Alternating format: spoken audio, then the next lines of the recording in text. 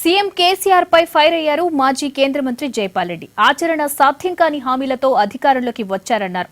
100 రోజుల పాలనలో ప్రభుత్వం చేసిందేమీ లేదన్నారు. ఇప్పటివరకు ఒక్క హామీని కూడా నిలబెట్టుకోలేదన్నారు. తెలంగాణ ఇచ్చింది సోనియా గాంధీయేనన్న విషయం ప్రజలకు తెలుసన్నారు జైపాల్ రెడ్డి.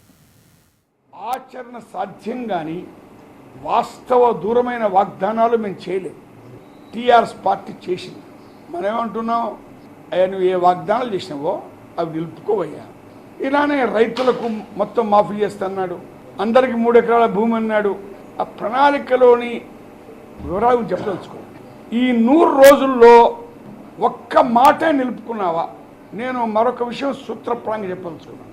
తెలంగాణ ఎవరిచ్చారు అనే విషయంలో మేము తెలంగాణలో ఎన్నికల్లో ఓడిపోవచ్చు, కానీ ప్రజల్లో ఈ విషయంలో ఎలాంటి 2 అభిప్రాయాలు లేవు.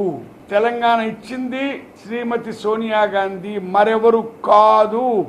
నాకు తెలిసిన మేరకు ఈ 65 సంవత్సరాల్లో భారతదేశంలో ఏ నాయకుడు కానీ నాయకురాలు కానీ ఇంత వెల చెల్లించి, ఇంత మూల్యం చెల్లించి ఒక రాష్ట్రాన్ని ఇచ్చినటువంటి మతం వారు కానీ మరే రాష్ట్రం వారు కానీ ఏమాత్రం కూడా అభద్రతా భావాన్ని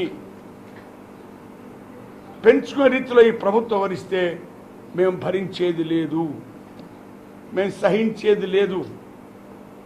తెలంగాణ పట్ల మోజు ఉండడం వేరు, ఆ మోజును ఇతరుల వ్యతిరేకంగా చూపెట్టడం వేరు.